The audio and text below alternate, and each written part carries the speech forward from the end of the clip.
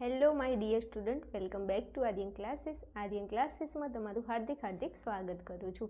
ગુજરાતના તમામે મારા વાલા વિદ્યાર્થીઓ, આજે આપણે આ વિડીયોની અંદર અરજી લેખન શીખવાના છીએ. અને આ અરજી લેખનના 5 ગુણ છે જે વિભાગ ઈમાં તમને પૂછાય છે. અમુક વિદ્યાર્થીઓને આવડતું હશે અને જે વિદ્યાર્થીઓ એવા છે કે નથી આવડતું પણ તમે આવી રીતે લખશો તમારો માર્ક્સ કપાશે નહીં. ઓકે ને? તો આજે આપણે અરજી લેખન જોવાના છીએ. બીજું, ગુજરાતીના મોસ્ટ એમ્પી ક્વેશ્ચન એ તમને આ વિડીયોની નીચે ડિસ્ક્રિપ્શનમાં લિંક આપેલી છે, ત્યાં જઈ અને તમે જોઈ શકો છો.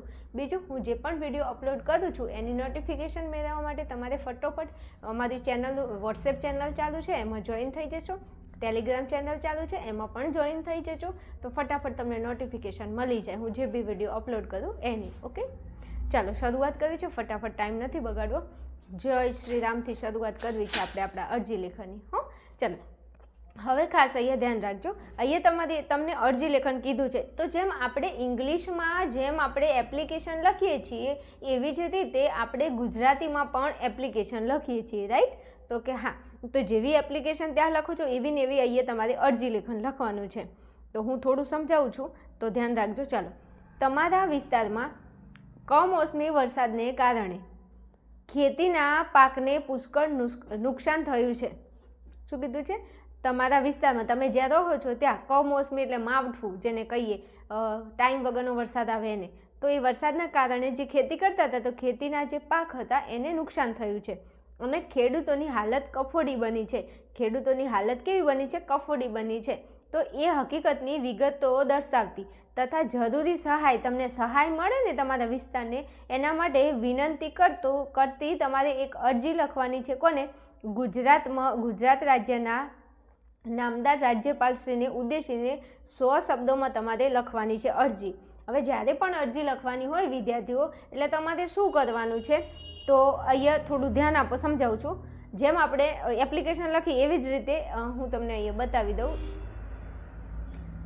જ્યારે પણ અરજી લેખન તમે લખતા હોય ત્યારે તમારે જે તમારો જમણો હાથ છે, જમણો હાથ તમને ખબર હશે ને ડાબો હાથ ખબર હશે. જમણા હાથનો ઉપયોગ ક્યાં થાય ને ડાબા હાથનો ઉપયોગ ક્યાં થાય તમને ખબર છે. એટલે એક જમણી બાજુ અને એક ડાબી બાજુ. જમણી બાજુની અંદર તમારે શું લખવાનું છે? તો તમારો જે જમણો હાથ છે, જમણા હાથની બાજુ તમારે શું લખવાનું છે? તો જે વ્યક્તિ અરજી લખે છે, જે વ્યક્તિ લખે છે એનું તમારે સરનામું જમણા હાથે લખવાનું છે. સમજી ગયા ટૂંકમાં મારા વાલાઓ, મારા કલેજાઓ? જો હું ના બોલું ને આવું ત્યાં સુધી મારા વિદ્યાર્થીને મજો નથી પડતો, એટલા માટે. હા, તો ચલો અરજી લેખન લખવાની છે. તો જે અરજી લખે છે એનું નામ, એનું સરનામું તમારે કઈ જગ્યાએ લખવાનું છે? તો જમણા હાથે લખવાનું છે. તો હવે તમારા વિસ્તારમાં આવું થયું છે તો અરજી લખવાવાળું કોણ હોય? તો સરપંચ જોડે સરપંચ અરજી લખી શકે ને, તો સરપંચ શ્રી પહેલાં લખવાનું, સરપંચ શ્રી. પછી અહીંયા શું કહેવાય? આને અલ્પવિરામ કહેવાય. પછી ગામ, અહીંયા કઠાડા ગામ, તમારે જે ગામ લખવું હોય લખી શકો. પછી કઠાડા ગામના કોઈ વિદ્યાર્થી જોતા હોય ને તો કોમેન્ટ કરજો, હો ભાઈ તમારા ગામનું નામ આવ્યું છે. પછી ગ્રામ પંચાયત, કઠાડા ગ્રામ પંચાયત અને વેરાવળ. પછી નીચે તમે તારીખ લખી દો, જે તારીખ લખવી હોય તમે લખી શકો છો. તો આવું એપ્લિકેશનમાં આપણે કરતા હતા. તો આટલું કામ કરવાનું. સરપંચ, પછી ગામનું નામ અને ગ્રામ પંચાયત અને તમારો જે જિલ્લો હોય, તાલુકો હોય, તમે અહીં લખી શકો છો. ઓકે, આટલું પતી ગયું. આ જમણા હાથે લખવાનું. જે વ્યક્તિ અરજી લખનાર છે એનું નામ અને સરનામું એ તમારી જમણી સાઈડ લખવાનું છે, જે મેં અહીંયા લખી દીધું છે. અને આ મોસ્ટ એમ્પી છે અરજી લેખન, ઘણી વાર પૂછાઈ ગયું છે એટલે ધ્યાનમાં લેજો. પછી કહેતા નહીં કે કીધું નહોતું. સમજ્યા? હા, ચાલો આગળ વધવું છે. હવે અહીંયા તો ડાબી સાઈડમાં તમારે શું કરવાનું છે? તો ડાબી સાઈડની અંદર અહીંયા ડાબા હાથે તમારે, ડાબો હાથ આપણે તમને ખબર હોય તો જમણો ડાબો, તો ડાબા હાથે તમારે શું કરવાનું છે? તો જેને અરજી મોકલવાની છે, જેને અરજી મોકલવાની છે, શું કરવાની છે? મોકલવાની છે, એનું સરનામું અને એનું નામ તમારે ડાબી બાજુ લખવાનું છે. જે અરજી લખે છે એને જમણી બાજુ રાખો ને જેને મોકલવાની છે, આપણે તમને નથી ખબર, આપણે વોટ્સએપ નથી વાપરતા, તમે વોટ્સએપ નથી કોઈને મેસેજ કરતા, તો કે કરીએ છીએ, તો બસ જેને મોકલવાનું હોય એને તમારે ડાબી બાજુ લખવાનું. ઓકે? હા, તો કે બેન ઓકે છે, સમજી ગયા, આટલું સમજી ગયા મારા વાલા વિદ્યાર્થીઓ? પ્લીઝ મને છે ને તમારાથી કહું છું, બહુ સહાનુભૂતિ છે, તમારા 2-5 માર્ક્સ વધારે આવે ને એની હું કોશિશ કરું છું. મને આમ બહુ ઉત્સાહ છે કે તમે લોકો આર્ટ્સવાળા મારા જે વિદ્યાર્થી મને ફોલો કરે છે કે ગમે તે વિદ્યાર્થી છે, તમારા બસ માર્ક્સ આવવા જોઈએ, મારો ઉદ્દેશ્ય લાસ્ટમાં એટલો છે. હા, તો બસ તમારે આવી રીતે લખવાનું છે. હવે આપણે કોને અરજી કરવાની છે? તો જેને અરજી કરવાનું હોય એનું સરનામું લખવું પડે. તો અહીંયા લખશો પ્રતિ, પછી અલ્પવિરામ કરશો. હવે નામદાર રાજ્યપાલ શ્રી, અહીંયા તમને ઉપર આપી દીધું છે, જો અહીંયા કીધું છે, આ આપેલું છે, જો નામદાર રાજ્યપાલ શ્રી આપેલું છે ને, તો કે હા આપેલું છે. તો બસ અહીંયા તમને આપેલું જ હશે, એમને તમારે અરજી કરવાની છે. હવે બીજું કે રાજ્યપાલ ક્યાં હોય? તે આપણા પાટનગરમાં હોય ને આપણું ગુજરાતનું પાટનગર કયું છે? તો કે ગાંધીનગર છે, હે. તો બસ ગાંધીનગર તમારે અહીંયા લખી દેશો. અને ગાંધીનગર એ કયા રાજ્યમાં છે? તો કે ગુજરાત રાજ્યમાં. તો લખી દો ગુજરાત રાજ્ય. પછી અહીંયા ભૂલથી રાજસ્થાન કરીને ન આવતા હો મારા વાલાઓ. હા, ત્યાં ભૂલ ના કરતા પાછા. તો આટલું તો આપણને બધાને ખબર પડે. ગુજરાતીમાં તો મજો પડી જાય એવું છે, ચિંતા નહીં કરો. પ્રતિ નામદાર રાજ્યપાલ શ્રી ગાંધીનગર ગુજરાત રાજ્ય. આટલું થઈ ગયું. આ એપ્લિકેશન જેવું. જમણી બાજુ જે અરજી લખે એનું નામ અને એનું સરનામું, અને ડાબી બાજુ જેને અરજી મોકલવાની છે એનું નામ, સરનામું.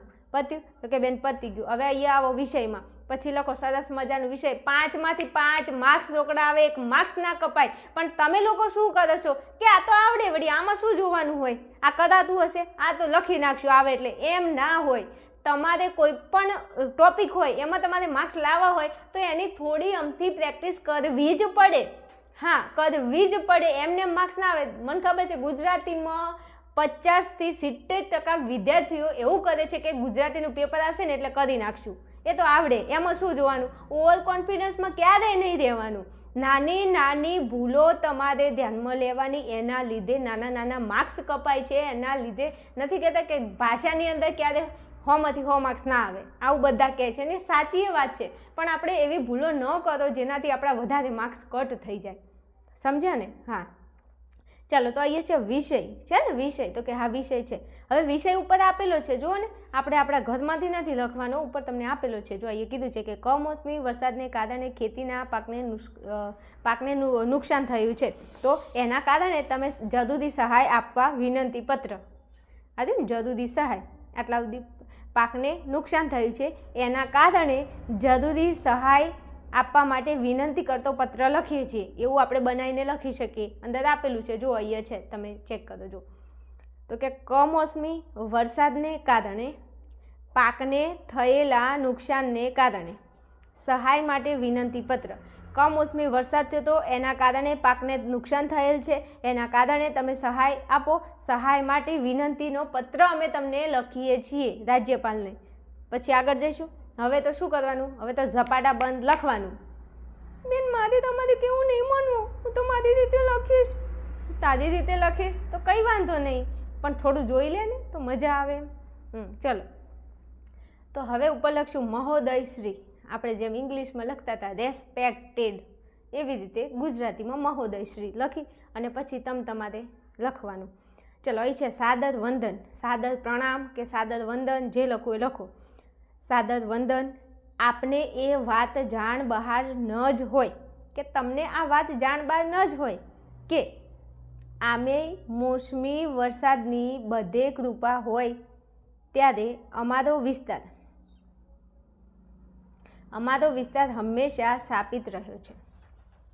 એમાંય આ વર્ષે કમોસમી વરસાદને કારણે જે થોડાક પાકની આશા હતી એના પર પણ પાણી ફરી વળ્યું છે. હવે આ બધું ગુજરાતી આપણે ભણીએ છીએ તો આ ગુજરાતીમાં આપણે લખતા આવડે કે ન આવડે, લખવાનું થોડું ઘણું. તો એમ કીધું છે કે આ વાત તમારી જાણ બહાર તો ન જ હોય કે મોસમી વરસાદની બધી જગ્યાએ કૃપા, બધી જગ્યાએ મોસમી વરસાદ ચાલુ છે, તો અમારો વિસ્તાર હંમેશા શાપિત રહ્યો છે. એમાંય આ વરસાદે કમોસમી વરસાદના કારણે, જે કમોસમી વરસાદ થયો છે એના કારણે જે થોડાક પાકની આશા હતી એના પર પણ અમારે પાણી ફરી વળ્યું છે. તો હવે અમે શું કરીએ? તો લખવાનું ખેડૂતોની મહેનત નિષ્ફળ ગઈ છે. ખેડૂતોએ જેટલી મહેનત કરી છે એ બધી મહેનત નિષ્ફળ ગઈ છે. પછી આર્થિક સંકળામણ વચ્ચે, હવે જો આપણે મહેનત કરી હોય આખું વર્ષ અને પછી ખેતીનો પાક બગડી જાય તો આપણને કેટલું દુઃખ થાય. જે ખેડૂત પુત્રો હશે ને એમને ખબર હશે, હા એમને ખબર હશે કારણ કે આ બહુ પ્રોબ્લેમ થાય. ઘરમાં આપણું ભરણ પોષણ ખેતી આધારિત હોય તો ઘરની અંદર બહુ તકલીફ પડી જાય. એ તો જેને દુઃખ પડે ને એને જ ખબર પડે, એને જેને વેઠ્યું હોય ને એને ખબર પડે. બાકી પૈસાવાળા પાણીમાં ઘર કરે આવું બધા કહેતા હોય છે. આપણે કહેવતો ઘણી બધી છે અને સાચી છે. તો આર્થિક સંકળામણ વચ્ચે તન મનથી કરેલા પુરુષાર્થ પર શું થયું છે? તો કુઠારાઘાત થયો છે અને ખેડૂતોની હાલત કફોડી થઈ છે. ખેડૂતોની હાલત બહુ કફોડી થઈ ગઈ છે. આર્થિક સંકળામણ વચ્ચે તન મનથી કરેલા પુરુષાર્થ ઉપર કઠોરાઘાત થયો છે. એટલે તમે અમને સહાય કરો. આવો એક સરસ મજાનો શું છે? ફકરો છે. હજુ એક પાછળ ફકરો છે. આમાંથી થોડું વ્યવસ્થિત જોઈને તૈયાર કરીને જાઓ તો મજા આવે. કારણ કે પછી તમારું એક્ઝામમાં પેપર આવવા બેહો ત્યાં તમે બનાવીને લખો. તમે કેટલું યાદ કરીને લખો એમ, સમજ્યા? ચલો આગળ સમજાવું છું. ચલો પછી ત્યાંથી આગળ વધવું છે. તો પરિસ્થિતિને પહોંચી વળવા ખેડૂતોની શક્તિ, જો શું કીધું છે કે આવી જે પરિસ્થિતિ છે ને તો આ પરિસ્થિતિને પહોંચી વળવા ખેડૂતોની શક્તિ, ધીરજ ટકાવી રાખવા આજે મુશ્કેલ છે. વાત સાચી છે ભાઈ. આવી પરિસ્થિતિ હોય તો પરિસ્થિતિને પહોંચી ન વળાય. કારણ કે આવો વરસાદ થઈ ગયો અને પાક નિષ્ફળ જાય તો શું થાય? તો પરિસ્થિતિને પહોંચી ના વળાય. પછી ખેડૂતોની શક્તિ અને ખેડૂતોની ધીરજ ટકાવી રાખવા આજે મુશ્કેલ છે. સાચી વાત. બિચારા ખેડૂતોની એવી હાલત થઈ જાય, એમની શક્તિ અને એમની ધીરજ ખૂટી જાય કે આટલી મહેનત કરી અમે, હવે જ્યારે મતલબ આ ઉત્પાદન લેવાનો ટાઈમ હતો ને આવા ટાઈમે આવું થઈ જાય એટલે આમ ખેડૂતોની લાગણીઓ કેટલી છિન્ન ભિન્ન થઈ જાય. એટલે આપણને તકલીફ પડી જાય. રાઈટ ને? તો કે રાઈટ છે. હવે એક વાત હું તમને કહું, આગળ ભણાવું પછી. પહેલાં મને એટલું કહેજો કે તમને ખબર પડે છે. સાચું બોલજો. ખબર પડતી હોય ને તમારે બહેની કસમ તમે છે ને મને કોમેન્ટની અંદર જણાવજો, બેન અમારી બહેની કસમ અમને આવડી ગયું છે એમ. અને ઘણા દરેક વિદ્યાર્થી થોડું ધ્યાન આપો. સરસ મજાનું સમજાવું છું. આટલું કરીને જશો તો આવી રીતે તમને લખતા આવડશે. ચલો હજુ આગળ જાઉં છું. કોમેન્ટમાં લખવાનું ભૂલતા નહીં હો કે મારી બહેની કસમ મને આવડી ગયું છે. હા, તો મને મજો પડી જાય. ચલો, તેથી આજે નામદાર આપશ્રીને આ સાથે અમે વિનંતી કરીએ છીએ. એટલે હવે કહેવાનું કે તેથી નામદાર એટલે રાજ્યપાલ શ્રી આપશ્રીને આ સાથે અમે નમ્ર વિનંતી કરીએ છીએ કે સાથે ખેતરો, પાક, વૃક્ષો તેમજ પશુઓની જે તે સ્થિતિ છે એના ફોટોગ્રાફ્સ પણ મોકલી આપીએ છીએ. એમને કહેવાનું કે જે ખેતરો છે, પછી જે પાક નિષ્ફળ ગયો છે, જે વૃક્ષો પડી ગયા છે, પછી પશુઓની જે હાલત છે, જે સ્થિતિ છે એના ફોટોગ્રાફ પણ અમે તમને સાથે મોકલી આપીએ છીએ. આપ આ વિસ્તારની મુલાકાત લઈ શકો છો અથવા કોઈ ટીમને મોકલી મદદ અંગે ઘટતું કરી શકો છો. એટલે એમ કહે છે કે તમે કોઈ ટીમને મોકલો મુલાકાત કરવા માટે અને મદદ માટે તમે મોકલી શકો છો અને એ ચેક કરવા માટે તમે એમને મોકલી શકો છો. બસ આવું થોડું વ્યવસ્થિત તૈયાર કરીને જો ને વ્યવસ્થિત વાક્યો લખેલા હોય તો 5માંથી 5 માર્ક્સ તમને મળે. પણ તમે જો એમાં ક્યાંક ને ક્યાંક આઘા પાછું કરીને આવો, એમ તમારી જાતે થોડું ઘરનું ઉમેરીને આવો તો વ્યવસ્થિત લખાણ ના હોય તો તમને માર્ક્સ ન મળે.